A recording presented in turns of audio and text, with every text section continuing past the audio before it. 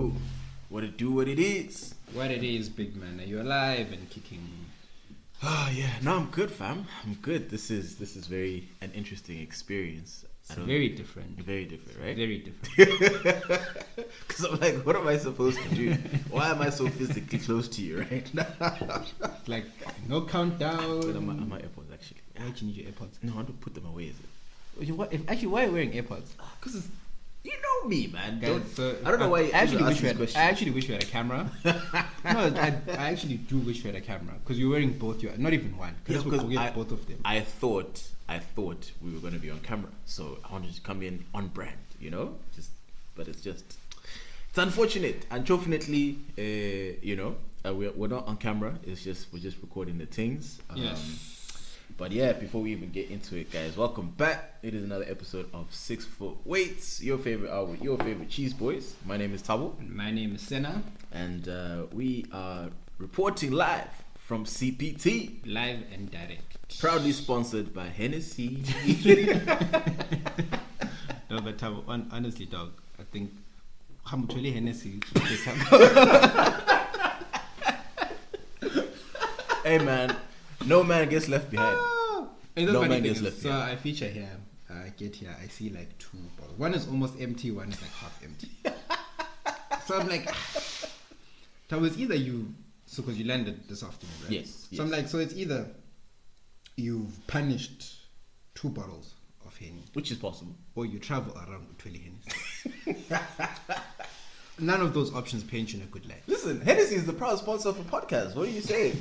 But you know what? One thing I've noticed when I watch South African television, right? When you like just watch the ads, yeah, the alcohol ads, fam. Yeah, no, there's a lot of them, especially Johnny Walker. It's crazy, especially Johnny Walker. Like I don't know, but they buy a lot of ad space. The beer companies. Yeah. I'm sure maybe on SABC it's still there, like Castle. There's big on SABC. There's an annoying one. There's when you watch Border, there's like they start singing, "We got to do it again. Don't be afraid." What is it? Is it Budweiser or something? I think it is Budweiser. It's annoying, bro. When they like a black guy starts singing a line and all this other stuff, and it's No, chuck me your cream soda. Oh, okay. I can do this, but I won't laugh. I also need to try. You'll be singing by the time the pod is over. I'll be singing by the time. Owen is having it straight. Who's the one that guys? Thabo didn't even have dash for his. No. Now we have to improvise. Yeah, no. Otherwise, see, you might have to open some space lap on the couch. Let me see this thing. Did I actually press record on this? I am. What if you didn't press record? I didn't press record. Why didn't you press record? Black right. man. Anyway, it's fine. We're recording now. It is what it is. Anyways, guys, Thabo has an apology written and prepared about last week. Thabo, please apologize. Guys, listen. Zihlobo, 6 Foot Weights, Wanduwe Nkosi. Yeah. There's really not much. Listen, life is happening, guys. I traveled. I was in Nigeria. It was just a lot. No accountability. Hey, listen, guys. I'll put it this way: a podcast where I'm there week in and week out. As long as you guys are paying, I'm cool. if for as long as the pod is free, then it's like nah, fam. I will happily take my off days. To deal with other things. I'm like Kyrie Irving, A lot of NBA fans are frustrated by Kyrie Irving because he seems to, not take basketball seriously, One day is here, the other day is not, and refused to get vaccinated, and now he was missing half the season. So, it's a lot. But, guys, it really hurts my heart when we're not able to record. He's lying. No, stop it. I genuinely am cut. I'm very cut, and it's just one of those things where life just happens, and you just have to break. But again, we'll put out. Tinto gave me a hint. Again, I won't even out him. But all I'll say is, we'll have some episodes, saved in drafts for weeks like these, where it's like, let's just offload that one. We just need to work on a couple. I think it works well for Tinto because he has guests, so he can, and it's not necessarily time and trend specific. I think we're very trend specific, so whatever happens in that week, that's what we want to have. No, we can do something that has no timeline, or like a topical. Yeah, I don't know. Do you awesome. like? But to be honest, ghost stories. Ghost stories have. They have no expiry date. Has expired, is that? But no, what I did want to say was that we honestly thought we were going to be able to record an episode last week. Yeah. And then it just didn't happen. And then by the time we got to Wednesday, Thursday, it was like, it's late. Because also Santa offers up excuses, guys. That's the other thing. Who offers up excuses? You. Let me be like, no, let's do it tomorrow. Me tomorrow. I've got a date at the top of Table Mountain, so and I'll be like, this guy, So it's just. If you people knew, I texted Thabo on Wednesday saying, because I knew you were traveling. No. Even when you texted me, I wasn't even thinking, because it was, when you texted me, for me, it was like 5 o'clock. So normally, when you text me, it's like 8. So in my mind, I'm like, why are you texting me at 5? Saying, Wuti, are you ready? I wasn't even thinking about it. And it's like, oh man, I've just moved time zone by 3 hours. Legit, in my head, I already know you're traveling. So I'm like, I know this is not happening, but let me confirm. And then I'm like, the next day, I'm like, right, so let's just do it tomorrow. And then they're like, no, I've got meetings. So like, it's one of those things where you make plans with someone and you're not keen to do it. And you're just like, let me just ask, but I'm in back behind my back, I'm crossing my fingers hoping you'll give me an excuse. And then it's great for me because now it's the other guy who cancelled. You were like, probably I was ready. Meanwhile, I was ready. You're in your PJs and petting, and you're just like, I'm not leaving this house. Like, I know this guy is going to cancel. I never leave the house to do the podcast, but I'm always chilling in my room, very comfortable, very warm. But anyways, guys, speaking of warm, it is cold as fuck in here, man. Like, my God, like this is not it for me. And it's so funny. I have such fond memories of Cape Town from April. The weather was fantastic. Oh, absolutely, summer, yeah, every single day. Wearing my shorts. I packed 2 pairs of shorts. I haven't even touched them. It's bad, fam. Like I was in Joburg yesterday, and it's cold. I come here, it's rainy and cold, and it's South Africa in the middle of it's the middle of winter. This is peak winter. It's June, July, so it's not the best time, but it is what it is, guys. I think it'll clear up towards the weekend. Then we can do proper. No, hopefully, because no, this is not weather for me. I think I've left this behind. Vincent was like, hey, we should sell Buffalo. I'm like, no, I've retired. I gave up my Buffalo card, fam. Me, I'm a Habibi now, fam. Like, I'm a desert boy. You're a desert man. Yeah, no. Once it hits 20 degrees, that's cold for me. That's like, oh, nah, I don't like that. Don't like that at all. But anyway, Mr. Moy, let's move into the first topic of the day, which was actually... I missed my flight. Yeah, how? And that's one thing I've never ever done. I've never missed really? a flight. I've never missed. This is now the second flight ever that I've missed in my life. I think. I don't know how people miss flights. It's always. So this one was okay because when it's a domestic flight, and I was caught in a bit of traffic, so there was an accident on the way. And Santon is about 30 minutes from the airport, so it was just one of those things where like I played it too close. I left where if the roads were good and everything happened smoothly, I was gonna be there with about 40 minutes to spare. So I left myself about a very small window for error, right? 10 minutes for error, and it turned out that it just wasn't my day. So we were stuck in a bit of traffic. There was an accident, and then as soon as I got there, it was 20 minutes before the plane was set to take off, and I'd already had my boarding pass and everything. My issue was my suitcase. Okay. So the lady there, I tried to talk to her, but the problem is, you can't sweet talk like these older bitter ladies. It's like, I'm like, no, mama, listen, like I just need my bag. It just needs to. I don't even need anything else. Just please check my bag through. And did you have 100 Rand in your hand? We couldn't even get there. We couldn't even get to that point. She was just like, no, hey, go to ticket sales. I'm like, ticket sales is not going to do shit about this. Is a you and me conversation. And she was pushing me to ticket sales because she's trying to have me buy a new ticket. So they were like, listen, you can board the plane, but it's Komasoko, that's, we can't do anything about that. So she basically put me in a situation where I had to like just watch the flight leave, and now I had to go and find a different flight. So I asked them, okay, when is the next flight? They're like, the next flight leaves at 2. And I'm like, Jack, I can't be chilling until 2. So I said, okay, which airline? Give me any airline with the next scheduled locals in. And then she was like, oh, you can check Lyft. And I never heard of Lyft before. And I was like, okay, let's see what happens. Yeah. And Lyft is a very interesting experience. Let me put it that way. It was bruh, like, first of all, do you know it? Because I don't know nothing about it. So I know Lyft only because my girlfriend she doesn't like Lyft, but she takes Lyft every now and again. Okay. So that's how I know it. I've never been on a Lyft. I've always taken. So are they like the guys who replace like Mango, or like bought the Mango planes? I'm actually not sure. I'm not entirely sure of when it's when they started or how old they are, but I just know they're cheap. Yeah. So I know they're cheap. Well, the ticket wasn't cheap since it was like last minute. last minute item. But for the most part, what was funny is that they made me pay 2 Gs for the ticket, and normally it's about 1,000.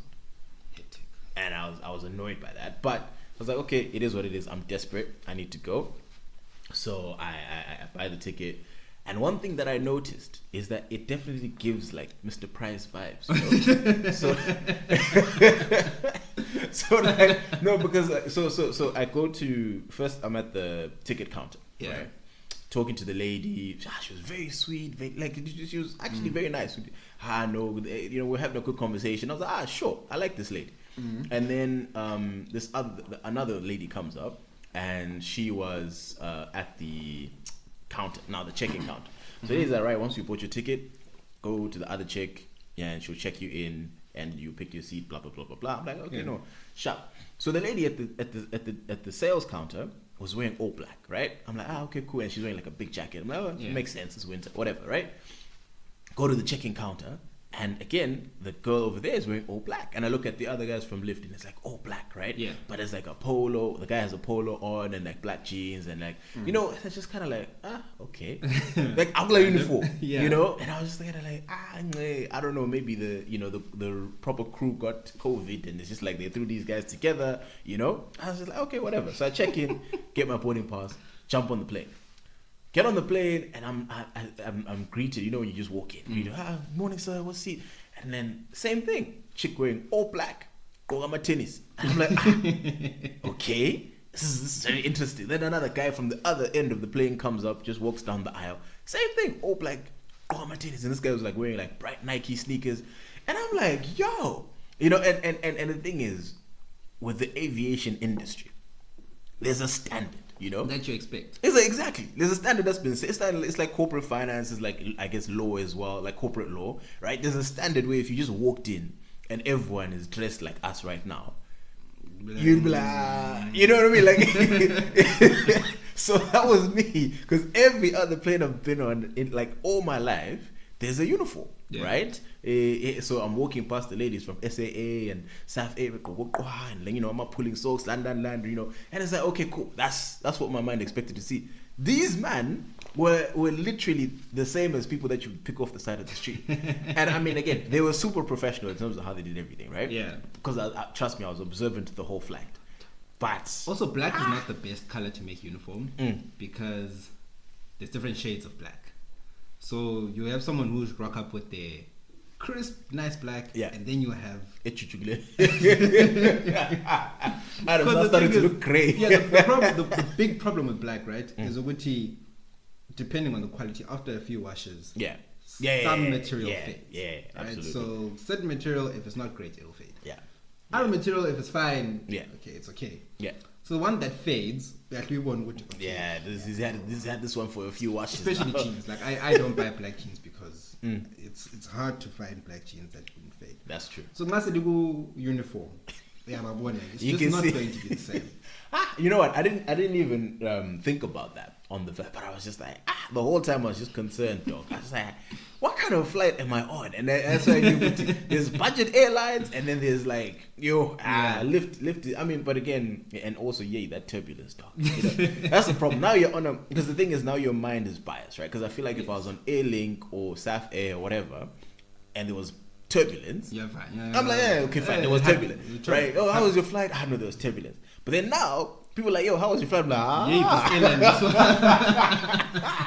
like, no, listen, even the way, this is how I know I was being hypercritical. The way the plane took off, in terms of off the tarmac into the air, I was like, this plane feels a little heavy. It's like it's struggling to get off the ground. If you're a Catholic, you start saying a Hail Mary. hey, bruh. And then when we hit the clouds, bruh.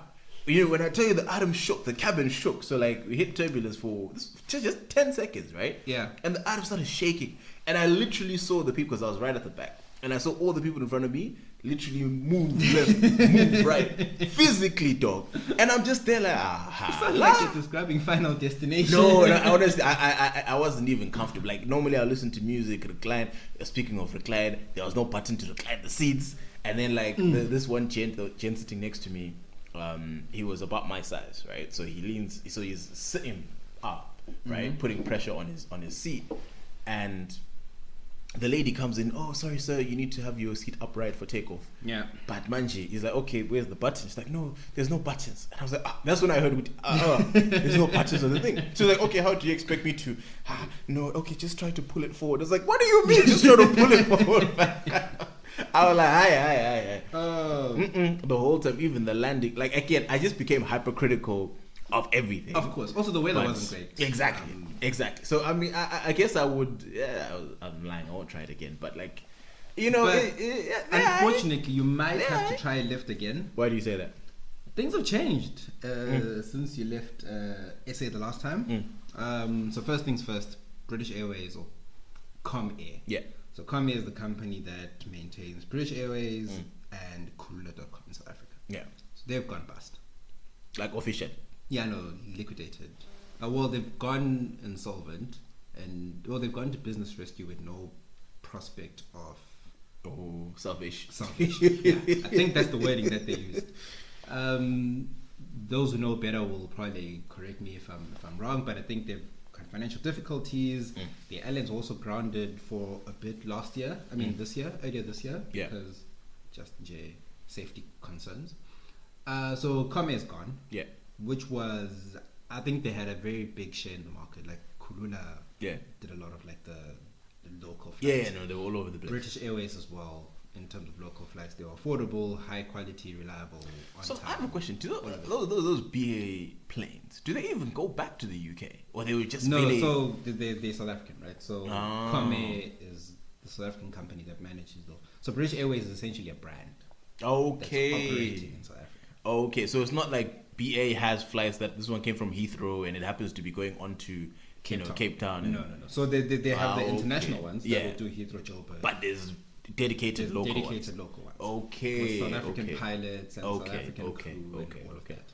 But they just maintain the BA standard, essentially. Yeah, they just maintain the BA standard. Right? So it's like a trademark franchise vibe. So Comair owns Kulula and British Airways. Yeah. They've gone bust. South African Airways, I'm not sure what's happening at SAA, but they had Mango's gone. Yeah. So in terms of affordable airlines, you're left with Safair, Airlink, and Lyft. So with Safair, I think they're reliable, they're cheap, they're affordable, they're on time. No, but Safair can also be pricey at times. They can be if you have luggage. Yeah. So if you're not carrying luggage, they're cheap. But if you have luggage, then all of a sudden you'll find that they were always more expensive than Kulula and the others. Yeah. But anyways, those are your options now. The shit thing is, if you can't get Safair and Airlink doesn't do as many trips as the others, because they go out of the country as well. So now you've got Lyft. JJ Airlines. But you'll have to, because their market will only grow from now on. They'll take advantage of Kulula and... No, absolutely. I mean, those are two big airlines that have left the space. So obviously there's market share to be had. So now the question is, which of the companies are most well equipped to take advantage of the shares on the ground. Probably Safair. They'll just scoop. Safair will probably scoop a lot of the market share. And then the rest will go to Airlink and Lyft and whoever else is operating. I know Lyft honestly looks like it's interesting, right? You know, when you at Radisson Red, even it's the same. It gave me the same vibe where it's like, right, you go to any other hotel, cooler uniform. You know, there's just certain things that your brain expects to see.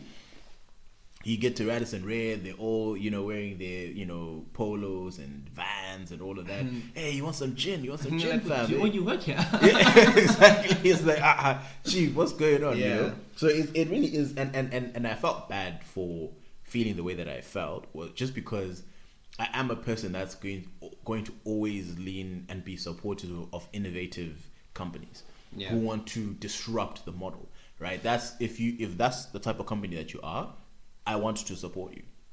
But it just gave me cause to pause, and I was just like, why is my brain wired to think this way? Where it's like I automatically started to become critical of the fact that Agula uniform. Yeah, you know? but it's also what you've become accustomed to. Yeah.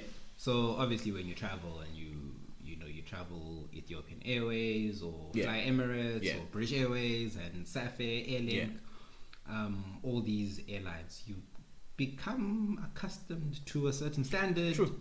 And then obviously, if it's not at that level, then you'll be like, okay, yeah, cool, exactly.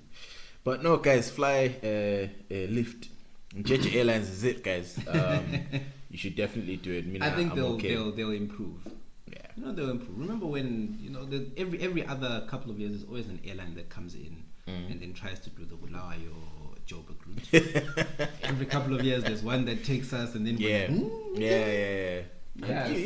I mean, I haven't been on. Have you been on? What's this one? This yellow one from Skies. It's orange. The competitor to Airlink. No, I haven't. Try again, man. I haven't. I forget the name of the item. But remember, there was Fly Kumba at some point. Yeah. That one also disappeared. Came in and because Zanupi approves things. Wow, I literally have forgot. There's only two airlines that fly to me. It's Airlink and this one. Wow, I'm gonna be so annoyed when I remember what it is. But you know, it also has some iffy reviews. But anyway, moving right along.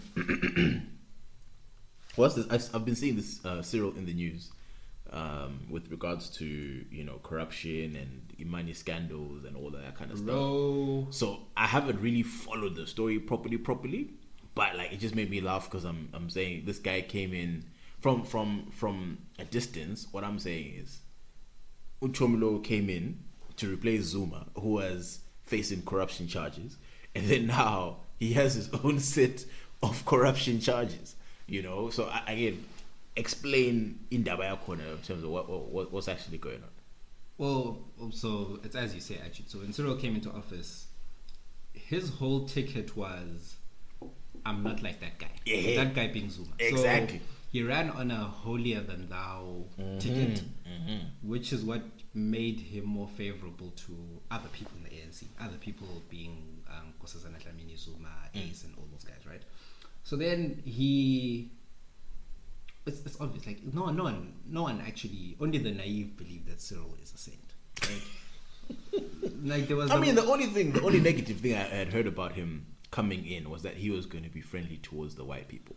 Yes, that's what I heard. That was the rap on him. Yeah, and there was also Marikana, right? So Marikanas where those, you know, miners protested, and because he had an interest in the company, he then pulled strings to have them shot dead. Yeah, basically. So that was the one sort of thing. But besides that, he was meant to be okay. He's not going to steal money like Zuma. He's not going to be corrupt like Zuma. He ran on the I'm clean ticket. Right. So fast forward a couple of years. We're now in the 5th year of his presidency. It turns out Uguti, there was a robbery at his farm, the Pala farm in Limpopo. So the farm, apparently they have game, so exotic game. They have buffaloes. They have, you know, and they have auctions, and then they sell the stuff at like big monies, right? Yeah. Okay. Buffaloes ain't cheap, bro. No, they ain't. They ain't. So what then happened is there was a robbery at his farm. Apparently these people came out with 60 million rand in cash, but this money was apparently in foreign currency, so apparently in US dollars. Yeah. These people then skipped to Namibia, and then Cyril the robbers. The robbers. So the domestic workers, the one who helped them, they skipped to Namibia, and then Cyril did underhanded things to try and catch them and interrogate them off the books without the police being involved. All those things, right? Obviously, that brings about a shitload of questions. Yeah. Well, how much did you say they thugged? I think it was 60 million rands. Okay. So in USD, maybe you're looking at about 5. Yeah, something like that. 4 million USD. Yeah, 4 million. About 4 million. 4 USD. million. So now the question becomes right. Why are you carrying that much cash in your house? Because apparently, like, this is not like money that's in a safe, which is what shocked me the most, right? Because I'm like, my guy, if I had... So it was just lying there? No, it was under mattresses and under sofas and... Cyril's pushing kilos, bruh. Yeah, I saw power. I know what these niggas are doing. So then the question becomes, right, Chief, first of all, why is this money not in a safe? Yeah. Like, unless it's safe, you can't fit more money in there. You know, so it's like, why is it not in a safe? 1, 2, how do you have that much in cash? Yeah. Foreign currency. Yeah. Right. So for those who are, the ones who are accounting experts, I'm not too knowledgeable in that regard. But I think what happens is if you have foreign currency, you have to declare it. Especially a certain if it's amount. That much money. Yeah, a certain amount of it.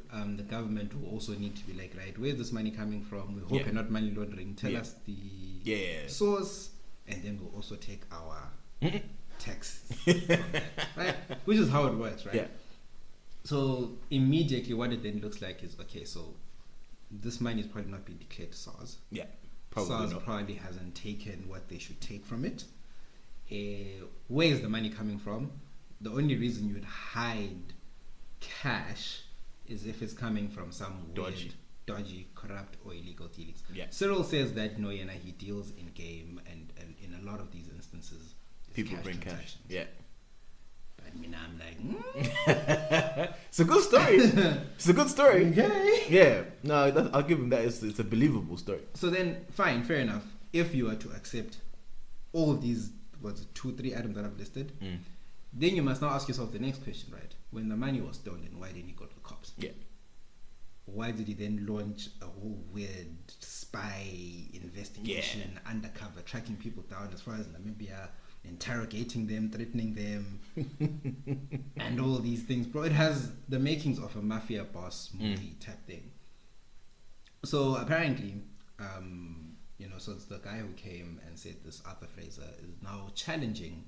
He's the one who went to the police to say, no, guys, please open a case, investigate this thing. You'll find that this man is corrupt. So that's currently where at. Cyril is mising the country. He is not paying attention to any of this. But there's a push. They're like, Chief, can we have clarity on where this money is coming from? Yeah. Can we have investigation? Can you tell us what's happening? Why are you keeping millions under your couch and in your mattress? So that's what's happening with Cyril now. His supporters will say it is because I think the ANC conference is coming up at the end of the year. So they're trying to get him out. Their supporters will say. But so it's like my enemies are coming for me. Exactly. But obviously, as someone who ran on the "I'm not corrupt" ticket, you look bad. It looks terrible. You look bad.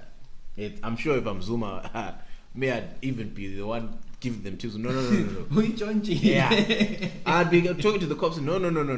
Listen, go and search there or make this type of inquiry. That's what I would be doing if I was Zuma, because I'd honestly be vexed that someone who's as corrupt as me. Also, you can't be corrupt and then run on that ticket. You know what I mean? Like, it's just, especially if your shit is that easy to find. If you have money, pagarwa mattress, like, come on. At least if it was locked away in a safe, then I can run on my holier than thou, because it's like, there's no way. Like, someone would have to bomb my house type of thing for people to discover that was my thing. It's like, why is a grown man, 60 plus, keeping money under mattresses. Also, I'd make sure my security's tight if I've got that type of money. No, trust me. If they try to rob my farm, they're not making it out alive. like it'll be a murder investigation, but not corruption charges, because there's no way. Really, one of those things where it's one entry into the farm. When you leave, we see wherever we search everything, those type of things, because it's really like nah. You know what else was weird about that whole thing?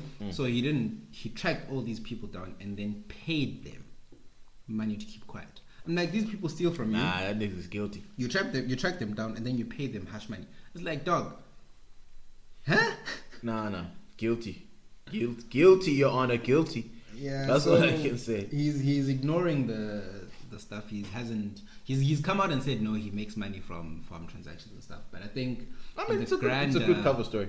In the grander scheme of things, if we ask Cyril, like, Chief, where this money coming from? It might be from bribes. It might be from white people. Like, hey, Chief, probably. Just look the other way. Yeah. Appoint Mang as your Chief Justice. We'll give you $1 million. Yeah, because it's really, and it's not a good look that people are already saying you're chummy with the white people. That's not a good look. It isn't. That's not a good look. That's not a good look at all. Also, I completely forgot. On the plane, on them Cheche Airlines, you need to put some respect on Lyft.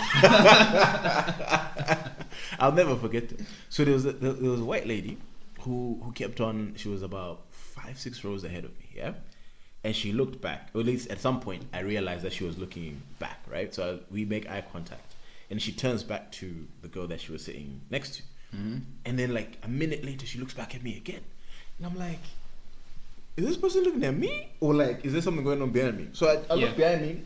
There's nothing really going on behind me. Yeah. So I'm just like, okay. I wonder what this is. So she did that like 3-4 times, and I'm like, eh. And then she stops doing it. So she would look at Kwebunganwak, and then like to confirm something. So I'm like, oh my god, what have I done? What's happening? Like, what's my like this all? Because I was not concerned, bro. I was literally like, it was like I don't know what I could have done to white people. Like, honestly, I don't know, but whatever. Yeah. Move on. And then when we land, she comes up to me again. She's like, hey, are you one of the guys from 6 Foot Weights? Whoa. I was like, shit. She's like, yeah, Thabo. Like, yeah. I'm like, bruh. Like, celebs, Dr. Celebs. I was like, hey. That's freaking random. Bruh, I was shook, dog. I was shook. She's like, yeah, I've been listening to the podcast, da-da-da. What? Wait, how old is this woman? Ikiwa, dog. Like, I mean, again, I don't know. I could be wrong. She looked low. So, I don't know. Probably like, I'd say, I'll just peg her at 35. In case she's listening, and I'm like, what if she's like 28, 29, and I'm like, she look 40. So I'll just say, you know what, anywhere between 30 to 35. And she was like, fan of the pod. And I was like, okay. We give thanks. All right. Now I was pleasantly surprised, and it gave me more anxiety in the sense that, like, dude, I must watch what we say, bruh. Not even that. Watch what I do, fam. Like, just walking around in the streets, people could just recognize you because you don't know who knows you. That's who's listening to the thing. You don't know who's listening. Number one, you don't know who knows you in the streets, and it's just like, I was like, damn, this is. Funny enough, we're actually so speaking unexpected. About free reign to say what you want to say on the podcast before we started recording today. We're like, it's not the best. Certain restrictions. Honestly, I guess that's your work could be listening, and you're out here like, fuck the man, fuck corporate governance, and then people are like, what you think? Then they'll call you to the boardroom. Jackie, we have a laptop.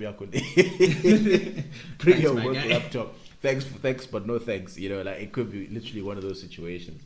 But that's dope, man. Yeah, no. I was very, like, I was chuffed for days. It's a good feeling. I walked away grinning, like, hey, shit, we out here sparking Lamakiwa. Everyone, bro. Like, I mean, no way you said Lamakiwa. No. Honestly speaking, like, here's the thing. I know there's gonna be those niggas like, oh my god, why are you so excited? But no. Listen, it's not about the fact which a white person is doing or saying this, right?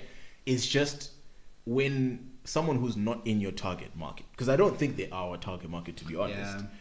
But then if someone's not in your target market, is like, yo, I'm digging this. That's very Remember like. when we pulled up the stats, and then we realized that we've got several listeners that are like 50 plus age, and I was like, whoa. Yeah. Because intentionally, because when we started, it was just like, okay, guys who are young men, most people who know us. Yeah.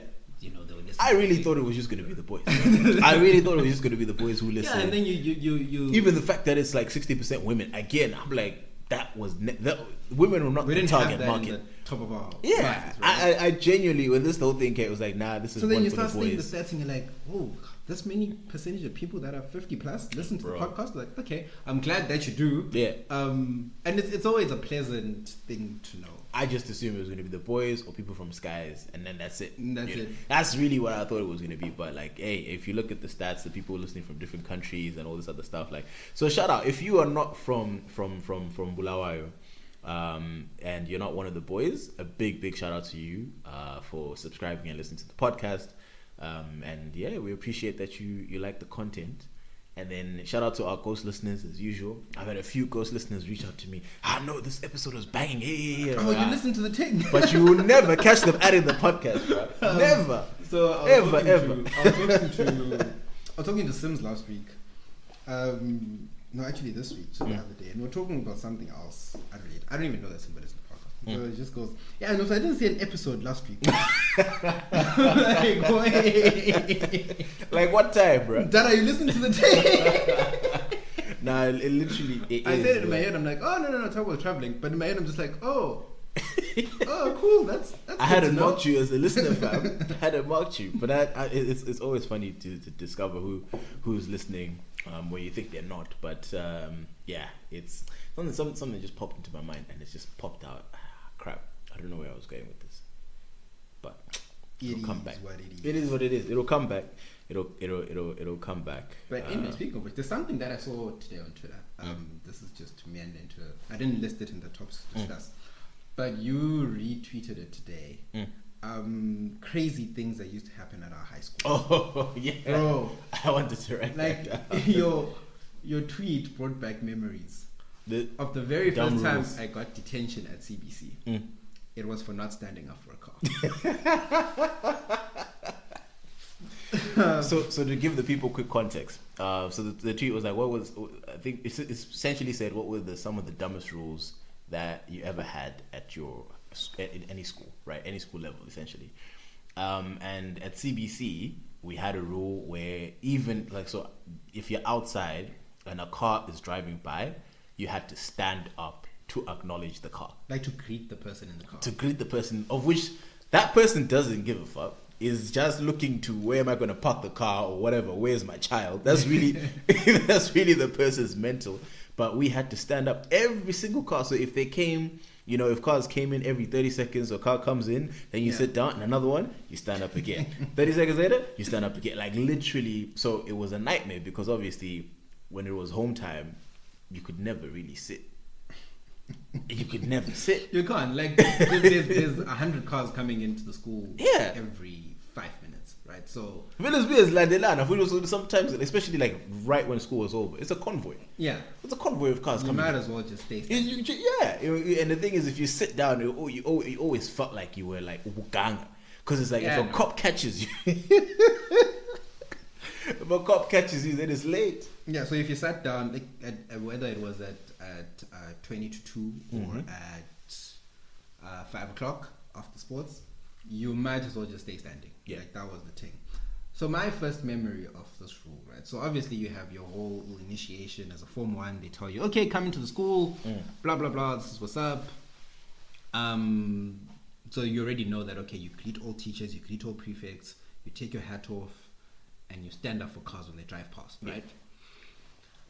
It was a stupid day, dog. It was, one of those weird-ass afternoons where there's no one at the school, right? I think it was after a cricket match even.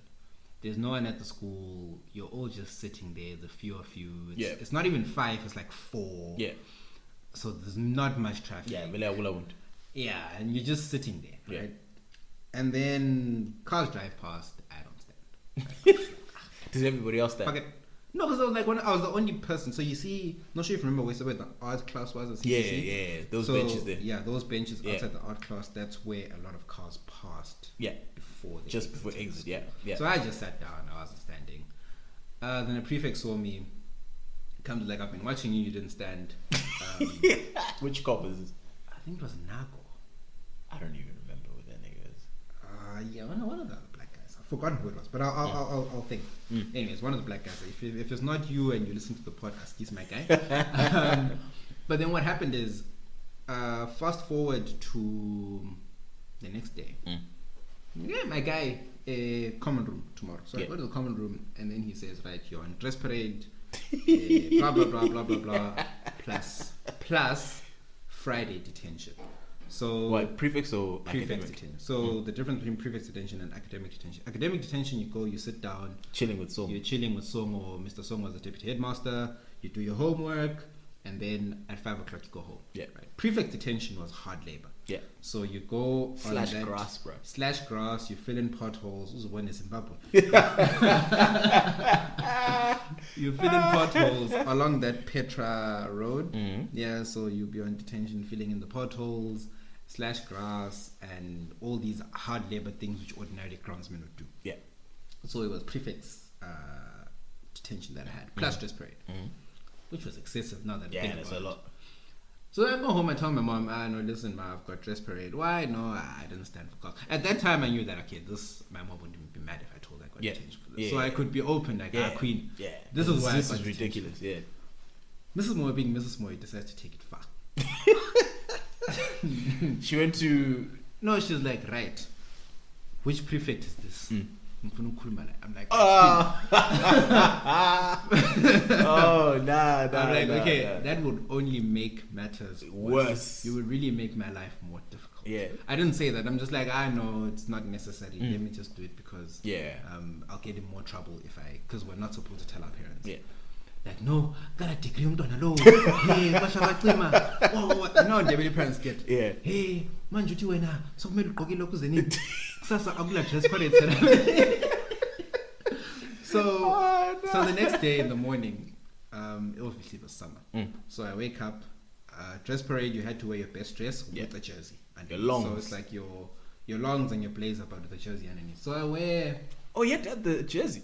Yeah, that was dress parade. No, dress parade was just number one. No, with a jersey. No. Then you were on dress parade light. I never wore a jersey. No, you had to wear dress a jersey. I was just wearing number ones for dress parade. You had to wear a jersey. I'm telling you now. Nah. You had to wear a jersey. And I remember... Bruh, I can call Hanani right now.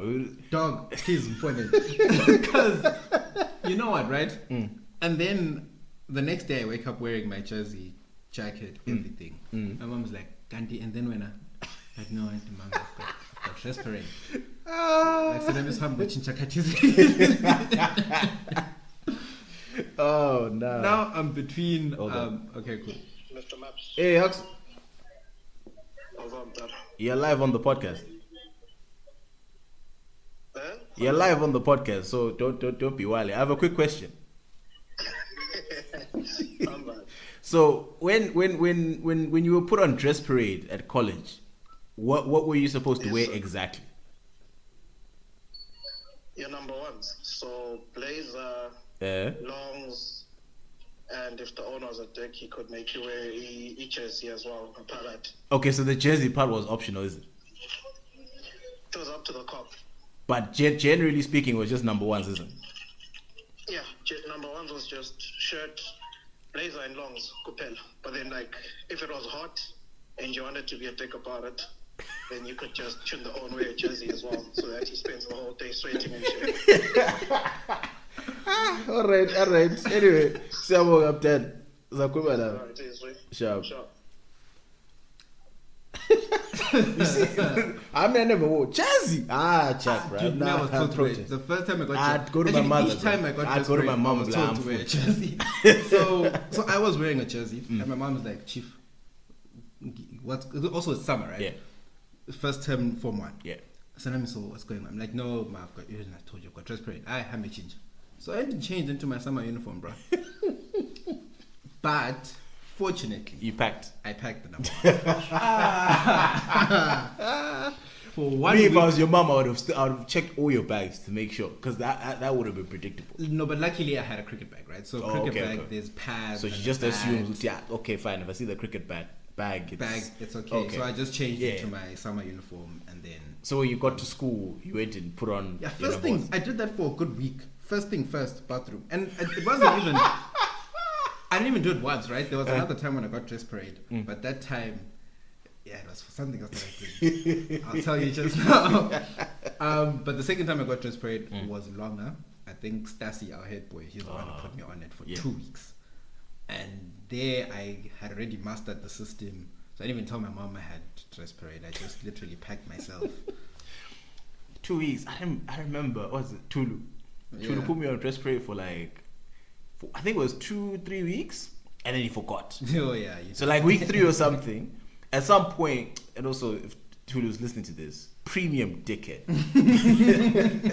I haven't forgotten. You've forgotten, I have not forgotten. I would have shy. But like literally, my man forgot to the point where I was like, you know what? It was when I was removing all different parts of my number ones as the week went, because I was like, he would see me somehow. He would see me during the day. Yeah. And he's just forgotten. So literally, he had forgotten. So like, I was like, okay, one time I'm like, you know what? Let me not take my place. Yeah. Take my place. He sees me, nothing. And you're like, so shoot you. So I'm like, I'm literally like, bro, I'm off. And then this is how close the next one was. Like literally, had forgotten about me. I can't remember. He bumped into me like on a random time. He's like, hey, Light, didn't I put you on dress parade? I'm like, no, but you let me off a while ago. He's like, I'm like, yeah, sir, you did. I was like, all right. I was just like, nah, this goes. I was pissed, bro, because like literally, it got to a point where my mom was like, yo, it's summer. Are you not hot? You know, like, I'm like, now start telling stories. Yeah, no. It was, so the second time I got dress parade. What did you do? No, that was that one that I deserved. That one. In hindsight, I look back now. Even at the time, Sibili, I understood why I got it. Nah, Shema, no, I understood. So we went on a cricket trip to Lomakundi in Chinoy. Right? So we went. I was Form 1 at the time. I was young. Yeah. Also, you know, when you're coming from Whitestone, there's a different way in which you view the world. So this whole concept of seniority. Oh, he was disrespectful. Nah, it was beyond disrespectful. So the Form 2s, obviously, because they're no longer juniors, would try back. Yeah, whatever. Right? I was just, the whole trip I was just like, nah, what the hell? Yeah. No, you're not a prefect, can't tell me what to do. But then what came at a loggerheads was, then we're chilling, right? All of us, I'm not even sure if I should say this out loud. But it is what it is, guys. I was 13. And to Lomakundi, and then we got into a bit of a shouting match with one of their players, right? So the guys were playing for. This is cricket, yeah? Yeah, cricket team, right? So you obviously it's not banter, it's not banter. I'm like, whatever. Then they're like, you guys don't have girls at your school, that's why you know you're washers or whatever. Wait, like, this is their item also all boys? No, it's co-ed. Oh really? Yeah, Lomakundi is co-ed. Co-ed boarding? Yeah, co-ed boarding. Hey. Okay. So this guy's like, no, you guys here, these, basically calling us Iskwati for being at an all-boys school, day school. Hey, we're not sharp. I'm like, dude, you can't even flex because all your girls here are ugly anyways. No, it's not like I meant it. Yeah, yes you did. No, you said it with your chest. I didn't mean it, right? But items are grenades. But in that moment, what I was trying to do was, it's just insults, right? It's like child. Yeah. When you're a 12-year-old, I was still 12. I hadn't even turned 13 then. So you're still doing that primary school chogaring where blah blah, and it's like your mama jokes. Yeah, and it's like weird. You're going back and forth. Yeah, just going back and forth. You don't care. Yeah. Now, unfortunately, one of the prefects at Lomakundi heard me. Oh, one of the upper sixes. Then he snitched. She. Okay,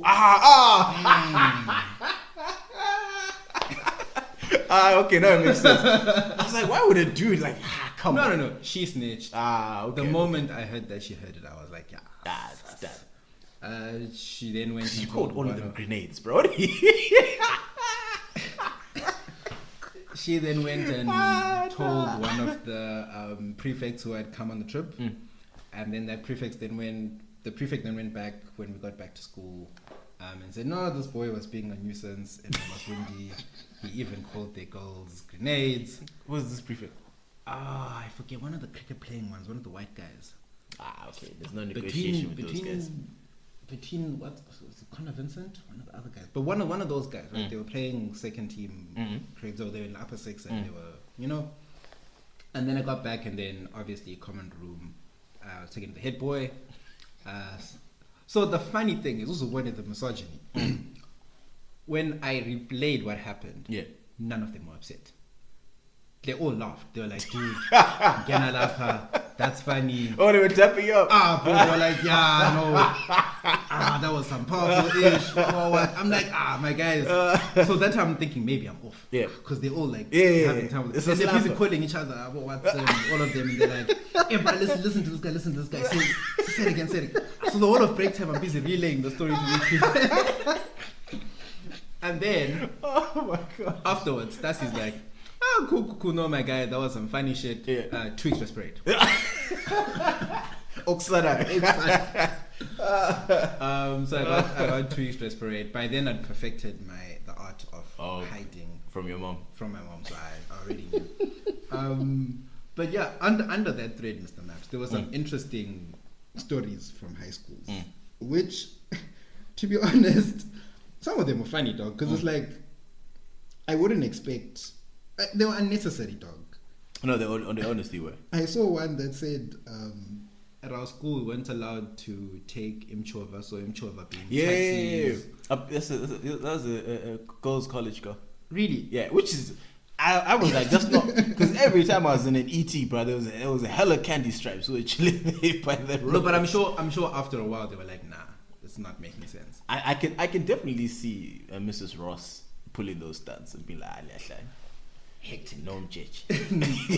So they were like, no taxis because it didn't look good for the school's image. Brand alignment. I keep telling y'all niggas, brand alignment. Bruh, it can't be. Look,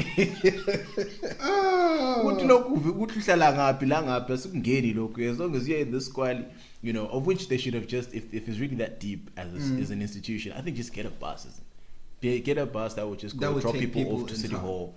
And then from City Hall, that's, I think that's what's up to them. That should have been a thing. Because Falcon, for example, I know that whenever they have to come home on that 3 weeks break, the bus would drop them off in town and then parents would pick them up from there. Yeah. It's not like every parent could drive. Exactly. No, honestly, they should have had that. Even at CBC, like, if you need to get to town, there's a shuttle that's going back and forth, Yeah. They should have had that. But yeah. But there were some crazy rules. I think a lot of the girls were talking about the hair politics, not being allowed to have braids, hair being a certain whatever. Yeah, that was. Yeah, I'm sure hair politics for girls was a lot. I know for us, well, we couldn't have dreads, right? You couldn't have. I think it was only like brush cut type of. What was? You couldn't even have a cheese cup. You couldn't have a cheese cup. I think that one was strange, right? And since I've gotten older, I've asked a few people. What's the genesis of such a rule, right? So apparently, having a cheese scope was in the past associated with being a thug. Oh, really? Yeah, people that were coming out of prison, or they were just generally like low class, but that's in like white. Interesting. White colonial rule. Yeah, but I mean, we did go to white colonial schools, so yeah. So the funny thing is, though, Mr. Songo, if he was to ever see you with a cheese scope, he'd be like, skinhead, sonny. And he wouldn't, and the crazy thing is, he wouldn't punish you, he wouldn't beat you, he wouldn't like cut or anything, he would suspend you. Really? It wasn't detention, or he would just be like 2 weeks suspension till your hair grows back. Of which I'm like, 1 week is enough, fam, like for the hair to grow back. I'm like, that was just... Nah, that's excessive. That was silly. That's just excessive. I mean, I know there was a bunch of silly rules at local. Well, we had one. I don't think it's dumb. It is, but it was really annoying. At my other school in Ethiopia, once you left school, like if you had no sports, for example, right? So at 1 o'clock, boom, you were not allowed back into the school until the next day. So if you're gone, you're gone. So you either stick around on campus for whatever, and then you leave the one. That's silly, dog. So what if I need to go do something and come back to school? Nope. you need to get special permission to get, because what they wanted to avoid was a lot of people would just hang around, because there was like, you know, restaurants and stuff like that around close to the school, so people would go, let's go eat lapa and then let's come back and just do nothing. So they wanted students to go home, essentially. They didn't want students on campus. But it turned out, obviously, parents are not really that interested, because parents had to work. So they're just like, hey, as long as my kid is safe, I don't care. But yeah, they put in that rule, like, if you leave, fam. So you'd be busy arguing with security. No, guys, hey, what? Yeah, Taylor, please. And they'll be like, son. Yeah. They'll be like, Acha. Hectic. Yeah. But that's silly, dog. But I guess what they're trying to do is prevent you from going to town and doing your own things and coming back. Exactly. So it acts as a deterrent to that. It Yeah. seems a bit extreme. Remember the no super cool rule that Thompson introduced at some point? Really? So yeah, no, it was, or maybe it left at that time. I know he tried to impose a no vernac. There was a time where he was like, "Oh yeah, you can't be speaking in." Was it Thompson or the vernac? No, it was Thabo. Thabo came into, I think he said it in assembly, and then he had the prefix implemented. So, you know, I think Fury came up like, I remember yeah, Fury coming guys, up. so no more vernac. That was like weird, and we're just there like, what the fuck? Yeah, because he literally stood up in assembly and says, guys, no more vernac. So now we can't speak Ndebele or Shona at school. And I'm like, it's not my problem that when, you know, because you'd have never said that if we were an all-white school in SA and we were speaking Afrikaans. Yeah. No one would be on some, there's no vernac. It was a very, like, and I think that was hilarious. If he tried to pull that, you know, in this age, come up, Gatese in 2020. Tell those 2Ks who write no vernac. You post that issue on Twitter and then you're done. Thabo would trend, bro. He would be trending the whole day. So it was. I don't even think it was, and that's the weird thing with these colonial private schools, right? The issue with it is not so much that they don't want you speaking your language. It's the image that the school then takes on. It's like trying to remain an other school, exclusive, better than. Exactly. And then the moment that you start speaking, they see it as cheapening. Then you're like, brand. oh, okay, so you're now like those other schools. Yeah. Like, no, chief, it's just who we are. It's what we speak at home. Like, exactly. This is. Of which what I don't understand is, like, you know, Tomo and them never had to worry, because you know, we all had a twang. There's the premium twang, guys. Like, you just be able to tell where somebody went to school, so you don't worry about the vernac, because best believe, you know, when outsiders are on campus, others would shape up and like, no, good morning sir, how you doing, no, you know, proper twang. That's like, it's dumb, bro. Like, everybody wants to flex, you know. So really, there was, you think collegians were pulling up to GC on some skipper, no. Maybe. Every college was on some bougie tip, and the GC girls and the vent girls were on the same tip as well. Everyone trying to out twang each other, and then as soon as everybody's left and they with each other, bruh, busy acting all bad and bougie at school and for dudes. Can't even we are cooked apart. Koro kitchen,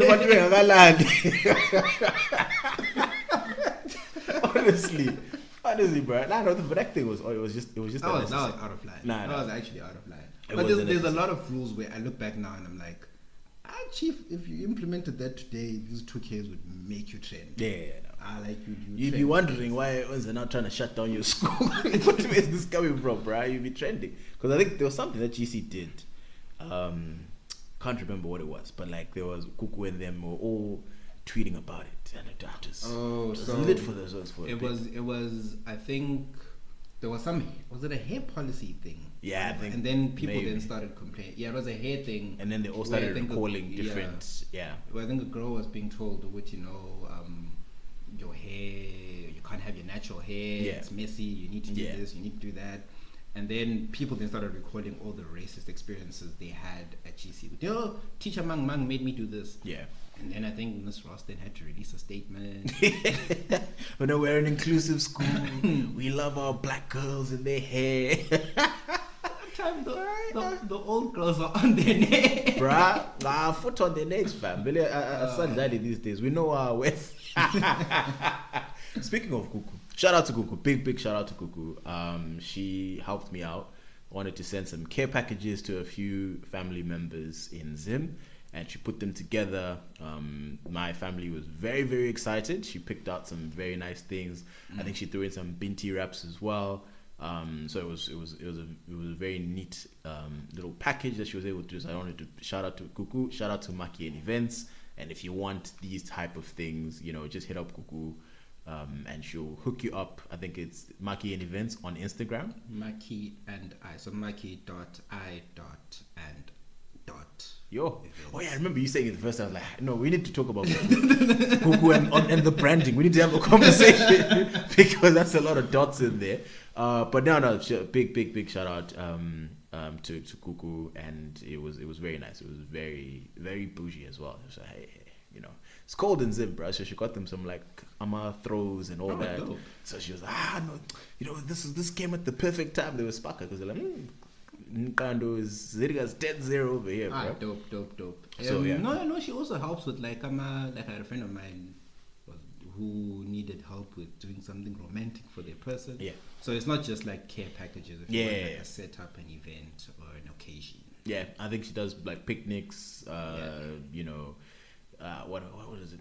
Was it engagement picnics or there's a lot. But just hit her up if you have something very thoughtful in mind or very romantic in mind. She's the person to go to in Bulawayo, and she can get it done. And spend some money on your family and your loved ones or yourself. Have a good time. So big shout out to Kuku. And then real quick before we wrap things up, I saw a tweet that just had me thinking, let me see if I can pull this up. Did I bookmark it or did I? So, like, obviously people who are, and it's always people who aren't married, right? Yeah. Who have these opinions. Okay. On behalf of all people who aren't married? No. So, let me see. Bruh, I've even... See, now... Actually, whilst we wait, Sen, explain your relationship status in football terms.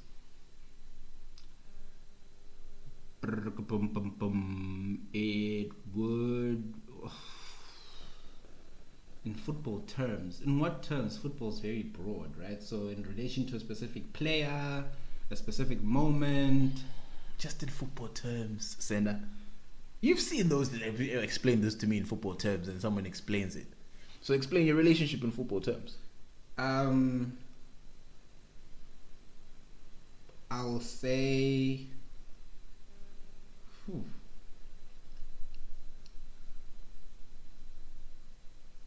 Who had a really good career at a specific team? Henry at Arsenal. Okay. Lampard at Chelsea.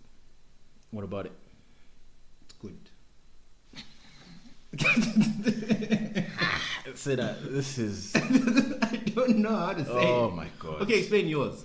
Okay, so in football terms. So I'm guessing maybe I can borrow from you. Maybe you didn't see the tweet. Yeah. So let me scroll and look for what my response was. Okay, so my description was: signed as franchise player to a max contract recently. Negotiations were tough, but despite the record transfer fee, it looks like I got the better end of the deal. Okay. That's explaining it in football terms. Oh, okay. So I signed a loan agreement for 6 months. Man. Wait, you signed a loan agreement for answer this. What do you mean? Yeah, I was a free agent. Okay. Yeah, searching for a club. Okay, so you went on a loan spell for 6 months. On a loan spell for 6 months. All right, I'm with you now. After 6 months, I was signed permanently. Okay. And negotiations were smooth.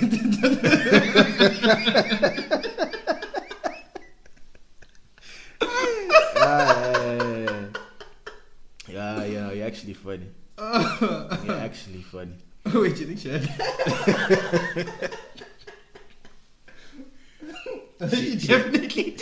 She has a very embarrassed look on her face. Like, it's not embarrassed. It's like, oh man, this nigga, like, come on, give it another try. Give us a more creative, like. No, but I like where you were with the 6 month lokuze. So right. Yeah, I was free agent. Free agent. You went on loan for 6 months. Went on loan for 6 months. Then they signed you. Then they signed me permanently. Okay. And then now, what are we talking about in terms of a contract?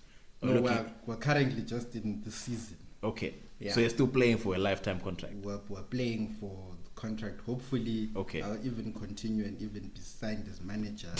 you want Ilokuze? Who's this guy that just left United? It is this guy, your interim. What's his name? Oh, Ragnar. Oh yeah. No, not Ragnar. Wait, come interim manager. Let's just say upstairs. Not like that. Like, okay, who played for a club and then went on to manage it? Played for a club. Mm-hmm. So I was 6 months. Arteta.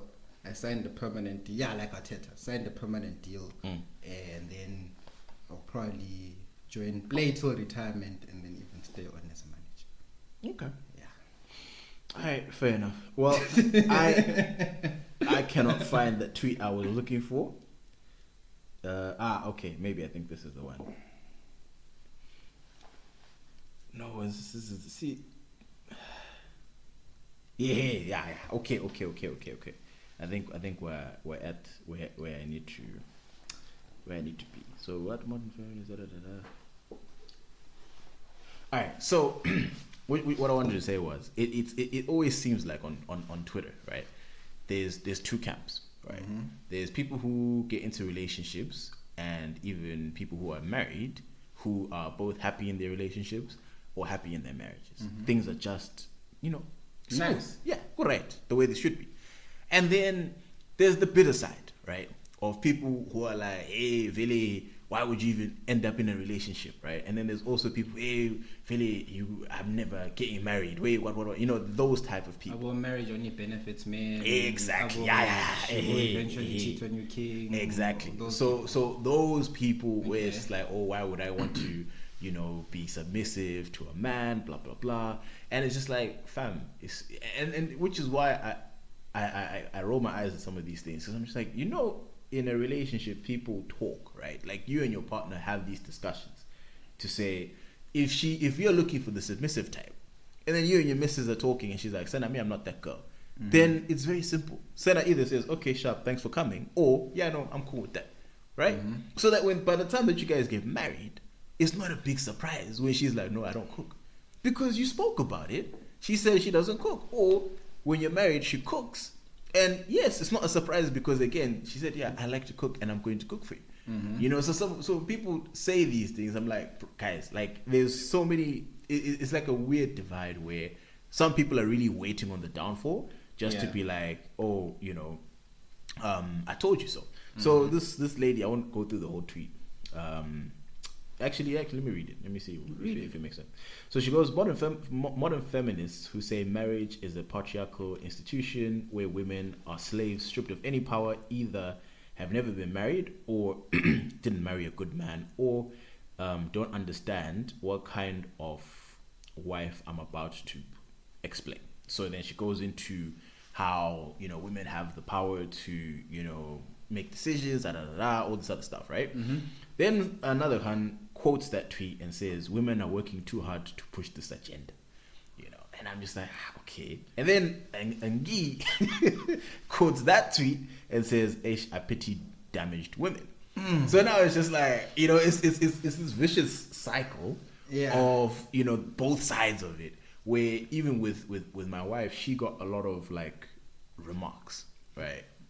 In the leading up to us getting married from different people, different friends, family members, stuff like that, and randoms who were just like, oh, so I'll do something like, I don't know, get her flowers and send her to the spa or something, and then you're like, oh yeah, enjoy that whilst it lasts, because after you guys get married, he's not going to do that, and it's like, or the whole Lowola thing, like after the wedding was done, not a good Lowola, when she comes over to the house for the first time after the wedding, so it's like, no. Good luck, what's up, clinisa and all this other, like you're gonna go into hard labor, and like, dude, what's funny was like, my mom literally was, so she did, the most she did was make breakfast on the first day. That was the most she did, of which everybody chipped in, so it was just kind of just serving. It's just what it. Yeah, and that was it. And then my mom was like, "Nah, bro, go kick your feet up, relax, sit down." She's like, "No, I want to watch the." My mom was like, "Jack, don't worry about that, you know." And then now she had the ability to not go out because other people obviously are hitting her up afterwards, like a day or two after. Yeah. Hey, what happened? Hey, tell us. Hey, you know, how many look at the dishes? How long were you washing the dishes? All this other shit. She's like, bro, like my mom-in-law was like, chill, you know. And she said that with the biggest grin on her face because those people were bitter, dog. Yeah. They went through whatever they went through, and it's like they're annoyed that she didn't go through the same thing. And I'm just like, guys, why does it have to be this whole, like, on either side? Like, if there's, because I think there's a market for people who want to get married and just be married people, and there's a market of people who are like, nah, me, I'm for the streets. Yeah. I'm never gonna do that. But I mean, it's that whole, I went through it, Therefore you should too. Yeah. And if you don't, please make it make sense. The only joy people who've been through some sort of oppression feel is if other people feel that oppression True. as well. Right? So, I mean, they just say hurt people, right? well, not even hurt people, it's just like, yeah, uzabona. Yeah. If someone's been divorced, for example, right? It's like, yeah, uzabona umshado lo, uzabona. That's like projection at the next level. Yeah, that's true. You know, so it's like I just want that to happen because it happened to me, so it must happen to you. Yeah. So that my opinion is validated over team men and shit. Yeah. Which happens a lot where people see a lot of things online, they experience a lot of stuff. Maybe you witnessed your parent go through a terrible marriage with your mom, and when you've grown up thinking men and shit, and then your friends get married, you're like, uzabona, once you get married, it's gonna be like, no, guys, people are different. Because your experience isn't great doesn't mean the next person's experience. And what sucks is now you're rooting for someone's relationship to die. You know, it's just like, bro, like, you're rooting for that's a weird position to be in. You know, like, I'm hurt now. I'm really hoping that Senna gets taken for eating. No, it's witchcraft. No, like genuine. No. Let's put it.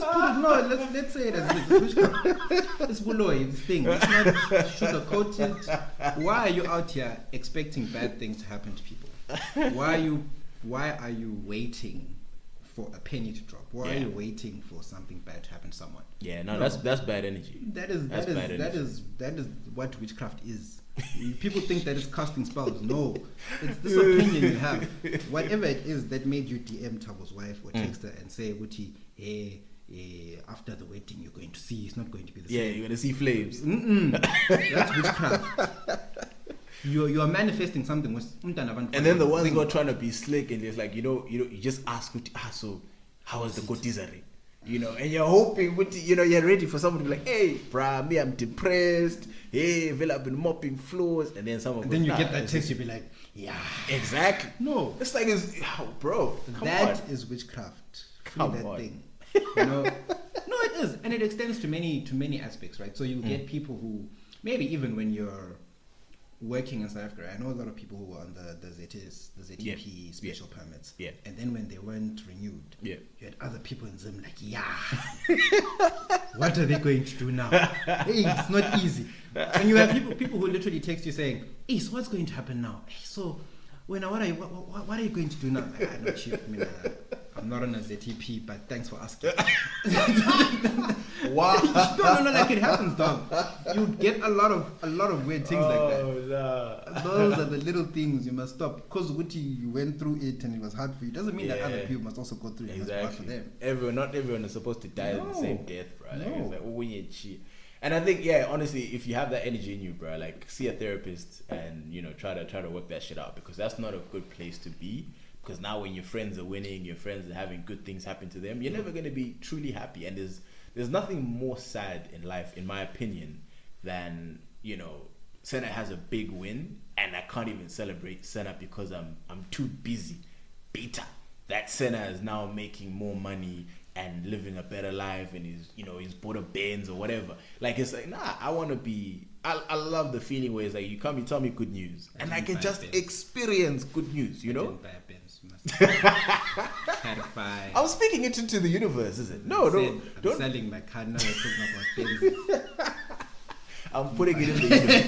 This is good energy. Say that. Don't worry. That C-class is coming your way. But anyway, the point here is, like, if you've never ever felt that joy, genuine joy for someone that you love, I really hope one day you can feel that and get that hating shit out of your system, fam, because it's going to disrupt so much of your life, and you're gonna fixate on it, and you're gonna miss out on your own precious moments, because it's just gonna be, you're looking across the aisle comparing, and oh, why isn't this happening for me, and hey, what free that thing that says, I want you to ask young women because you know that you're not actually asking how is your no, you're asking how's the hachi. I want to know. People can't do that is witchcraft. People think it's casting spells and sitting in a dark room, and no. Don't go far. Don't go far. Anyway, I got a quick Siyazama, and then we can wrap it up. Guys, Siyazama is the part of the show where you guys can send us any points of order, any questions, anything that you would want to share with the 6 Foot Weights community. I'll start. This is just that kind of someone was giving us feedback on the last episode that we did with Tinto, and she said, shout out to Tinto. That was a big one. Oh, that's actually our most listened to episode. Really? It's dethroned Zas and the Binak, the first one we did with Kandoro. Oh, hectic. So this is now our number 1 episode. Now I could tell from you can always tell from the reaction that Yeah. I mean, hey, the podcast was number 1, dog. I was like, oh. People love ghost stories, bro. Like, it's a proper Tinto's in the right market, bro. I don't know what it is. Why do we like these breakup stories? No, but it's the fact. The funny thing is the story itself. Nah, the story itself is wild.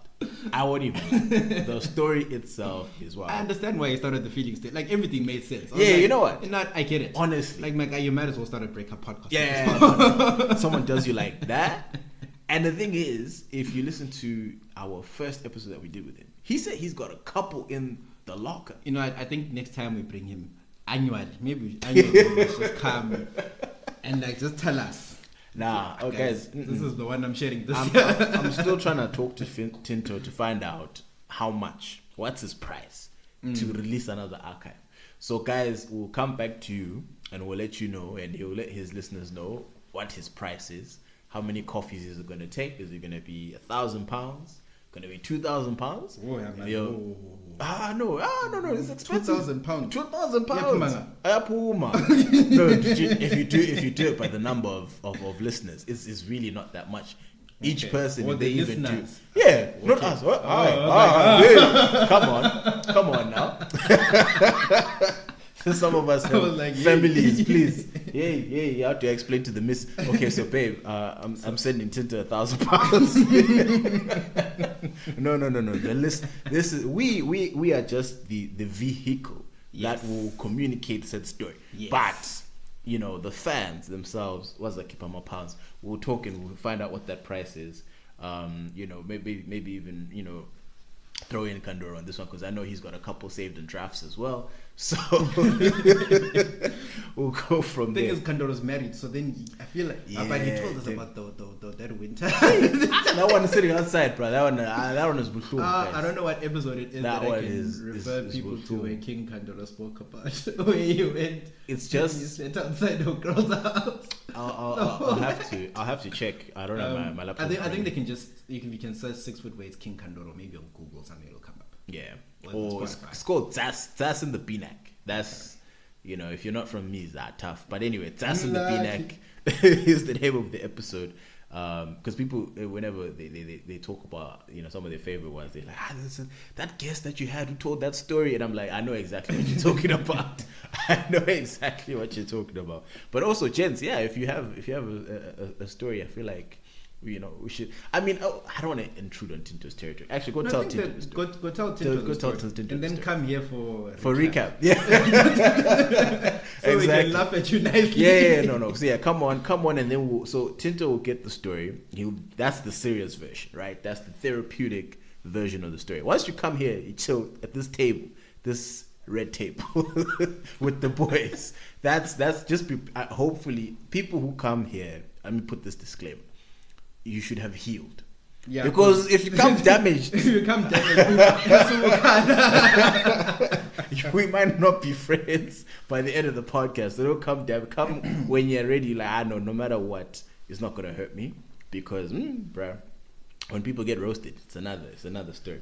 But anyway, so she made one point where she talked about the most important part from this, the feedback that we got. She alleged something, but she wasn't even an allegation. She said it with a lot of confidence in her text. I could feel that, you know, the characters were saying it with their chest, which was, I've also heard Oguti SDA. She didn't even just any church. SDA. So Sawata girls, guys, so I've also heard SDA girls who will gladly offer anal to save their virginity, which is wild. Because wow, so many questions. so first of all, as an SDA, again, SDA ladies, what's going on? We need to have a conversation because this is wild. But then so that when husband comes, right, then it's like, nah, but I mean, nah, bro, nah, get like a catch-up packet. If it's that deep, bro, get like a catch-up packet or something, because I like make a plan, bro. Like, what do you mean make a plan? Make a plan, dog. Like, also, like, niggas aren't checking like that. Like, nah. Well, they're not, but then if you've been raised in a particular way, and maybe your husband is a brother in Christ that you met at the church, then he gets there, and then he's also been, there's nothing worse than being, obviously, because you're being sold this thing that Tinto was being sold, which no, I'm not, it's not a thing, and then all of a Sunday, boom. But to the point that you have anal. Perception is important for some people. Perception might be the most important thing for I feel like if you're willing to have anal, just have sex. Like, if you're already at that point. Yeah, but then perception. Perception. Guys, anal. Perception. Abantu syndrome is gonna kill you guys. Please. Bro, Abantu syndrome has led people to marry the people that they're currently married to. It's led people to pursue the careers they currently pursue. Abantu syndrome is not like, I like how we like to. I have a pharmacy degree and I hate pharmacy. Because it's Abantu, right? Your parents, when you told them, no, I want to go to art school, they're like, Abantu. Med school, Hamba.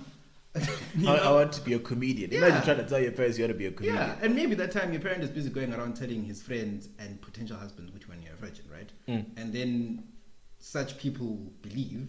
Now you must also keep up the pretense as far as you can. I mean, also the thing is, like, come on, I'm not gonna come and be like, Senna, turns out she wasn't the virgin, fam.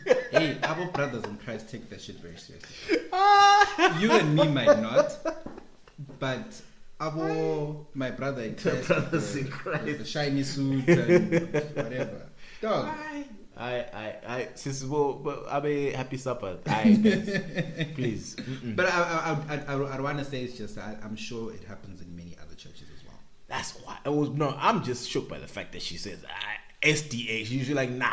She could have just said girls. I've heard. I know girls who she said SDA girls. And I'm like, wow, that's just wild. Anyway, I'm screenshotting the tweet and sending it to the church board so that they can, have those discussions. Yeah.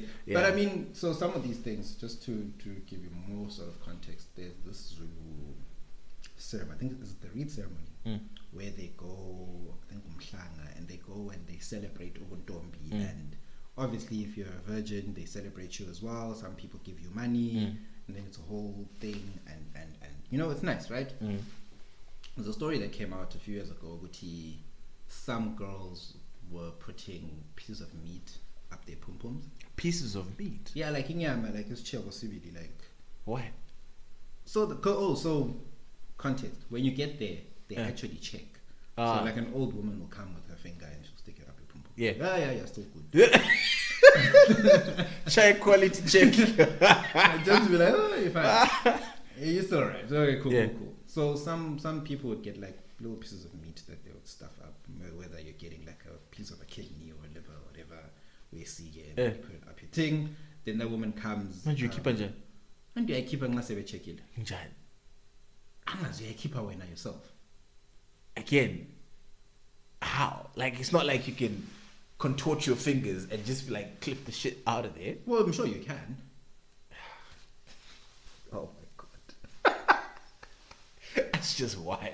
Hey, dog. So what, the old lady goes and feels the piece of meat and says, sharp. Yeah, good to go. Too good.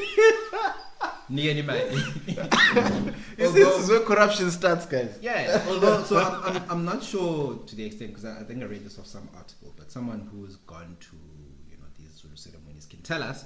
But I think for the most part, it's just to celebrate Ubuntu. And then when all your friends are celebrating, your parents are there as well, right? They expect to also see you partake. But if you've been already doing the things, and then your parents are now there, and they're like, okay, why are you not? What are you gonna say? So dad, listen, I'm not partaking because I've been partaking. I've been in them streets. Yeah, so that's where it's powerful. Ramaphosa is a powerful thing. Anyway, Mr. Moy, what's the last? The last years, I actually came in just before we started recording. This person thought that they were late. Fortunately, they are not. So this will give them an indication of when we actually recorded this thing. But anyways, she was asking, and it was a voice note, so I don't want to replay it because you might be able to recognize her voice. But she was asking Uguti, at what stage in a relationship, or do people in relationship that communicate their hardships, stresses that they're going through to their partners, or is it something that they do? Because I think I'm paraphrasing here slightly, but I think what she was saying was often in relationships where you're not going through it, or family issues or psychological issues, mental health issues, people then tend to step away from the relationship to deal with that by themselves. Yeah. Outside of the relationship. And then, like, as a partner, do you then partake in all these struggles of life with your person, or you deal with them by yourself and then you come back? I'm actually, that's something for me personally where I don't like to burden people with issues, right? Okay.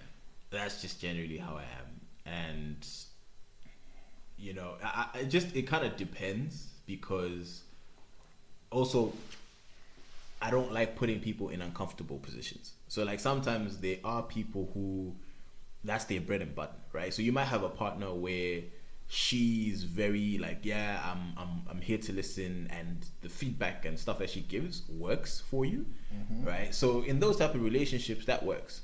But then in other types of relationships where I don't want to panic you, right? So if I know that you're a panicky person and you'll start worrying more than me, then I'd be like, alright, cool, I'd sooner tell you this when it's solved, rather than tell you this in the moment. So I'll definitely tell you, but because I know with Tilawa, your mind is going to go into overdrive, and you're going to be stressed, and it's like I'm not trying to have a situation where we're multiplying the stress. I'd rather have it. Actually, I think I feel better in a relationship where if I withhold something from you, when you continue being normal, because that normalcy is actually helping me deal with what I'm dealing with.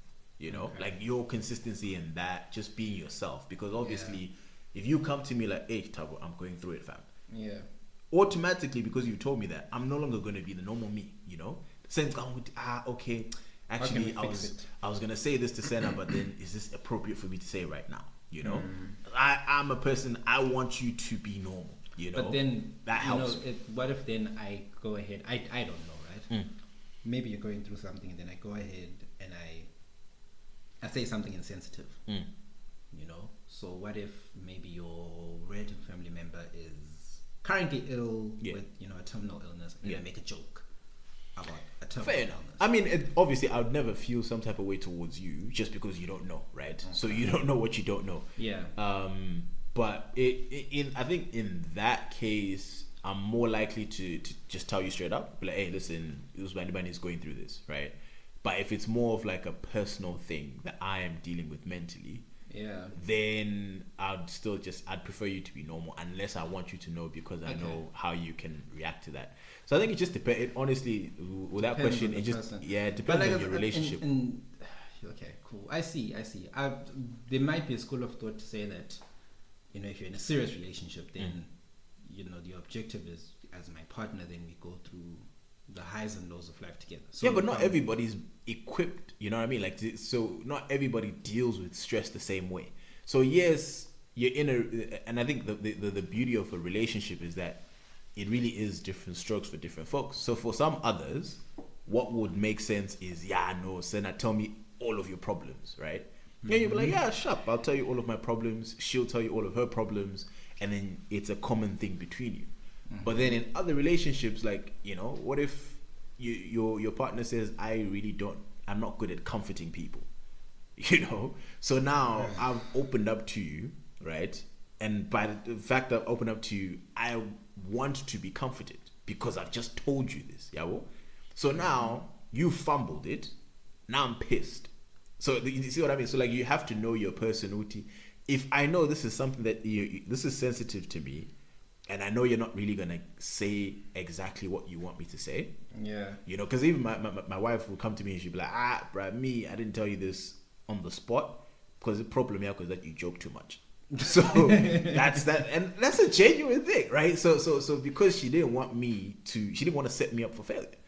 And she's like, I'll tembe in moments like this, like I don't want you to be, or I'm a solution oriented guy, right? So she'll be like, no, I didn't vent to you about this thing I was pissed about, because you will immediately start thinking, no, babe, but you can sort it out this way. Yeah, of course. And she's like, no, I want to vent. You're already speeding past this. As soon as you've heard the problem, you're already, you see? So that's what I mean. Like, you can't then come to me. So she's like, some things, I'll come to you. Others where I still just want to, like. Yeah, and you will get partners who say, no, I just didn't want to worry you. I don't want to worry you. I don't want to stress you. So then they won't tell you certain stuff, right? Yeah. But then I am of the view that, life with a partner requires you to be vulnerable in those things, because otherwise, if you don't, you're going to move in a way which isn't, how can I put it? They are going to move in a way which will frustrate you, annoy you, or even hurt you, right? So I think honorable more. Yeah, so the example that the person gave was I steam son. So for example, let's say Thabo, you're going through financial difficulties, right? Yeah. So unzima, you're in debt, you're paying back this, you're paying back loans, you're doing this, that, whatever, right? And then same way I'm in as your friend, and I'm like, hey my guy, I'll tell you what time, man. Which is fine. Yeah. But in a scenario where maybe you didn't feel like sharing all of that with me. Maybe pride is not letting you. Maybe because you don't feel like, you don't want to be vulnerable like that, or to be perceived in a particular way. Then it creates a bit of a dilemma. So you'd rather I just tell you straight out with, hey, Senna, I'm neck deep in the loans and ABCD. Then I know, okay, guys, low, yeah, because I think it's important, right? Because I think then you're all moving in one direction, right? No one is potentially frustrating or hurting the other person. I mean, I think there's merits to both sides, to be honest. But like, my advice will always just be, check the temperatures. Always check the temperatures in terms of the people, because like sometimes you might not be the type of person to tell that thing to, right? Because what if I tell you and you come up with even worse solutions? You're like, it's okay, I'll give you an example. I had a friend who then told me Uguti was angry about the way I approached something at a particular time, because of a context with which they thought I should have been aware of. Yeah, like my guy didn't know that. Yeah, I didn't know that you felt that way at the time. Yeah, right. Maybe if you told me, hey, my guy, today I'm feeling XYZ. Yeah. But because that wasn't communicated to me, it's like worst thing in the world. You didn't consider XYZ and XYZ. I'm like, no, my God, if you just say I don't feel like popping bottles today. I'm going through something. But you should have known. So that's why I'm like, no, communication always has to be clear. I'm feeling this. I'm thinking this. Yeah. That way you can navigate each other's lives best way possible. If the person doesn't want you to worry about it, like, listen, I've told you, don't worry about it. I'm sorting it out, or don't worry about it, or I'm thinking of a solution. But at the moment in time, let's just chill. Okay, I mean, I like I said, like it really is kind of choose how you prefer it, because I think it just kind of depends, right? Even in the situation that you gave, the context is required, because if you handle it the way that person handled it, then you cannot then come at the end and be like, but sin. Like, you can't.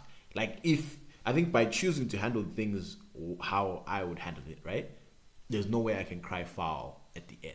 Like, it does not add up. No, but you know your feelings are valid, right? That's what you're feeling. No, but it's what I'm feeling, but I cannot. That's what you're feeling. There's no way I can blame you. If I don't tell you right now, Seno Uguti, I really want to go to the bathroom, right? Then we stop recording. And I'm like, what the fuck is wrong with you, bro? I really needed the bathroom. like, didn't you know I hadn't peed the whole time since I've been here? Exactly. Didn't you realize that? Literally. Like, you didn't see what you could have been busy up with, like, the whole time, and I haven't been. Come on. Like, it's like, nah. At that point, I'll just look at you like, Chief, you should have just said, you need to go to the bathroom. But look, that's why I say, look, at the end of the day, communication is probably the most important thing.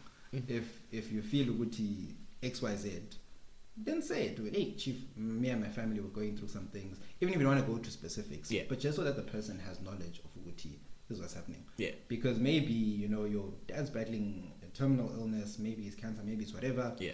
And then, we then say, hey, as maybe your partner, I'm like, Chief, let's go on a vacation. Yeah.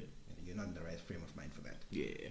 As I'm in good vacation, we'll do this, we'll do the most. And then you keep quiet, you agree, you go to the vacation. Also, where when at the end of the day, like, listen, I'm angry. Or even your bad company at the vacation, they'll be pissed because I've just spent money and then we got dealing to this bit. Fuming, bro, because I'm like, nah, fam. And I think if it's someone who shares a very significant part of your life, then look, I say open up and do the things. But if not, then maybe just think about, okay, where is this relationship actually? Are we there, or are we in between, or are we still getting to know each other? What Hanan? What if your partner is a comedian, bro?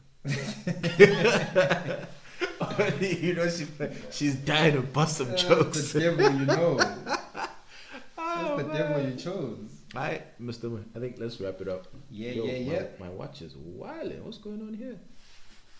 Hello, why are you flashing like this? What's going on? Anyway, guys, it's been another episode. Welcome to the new listeners.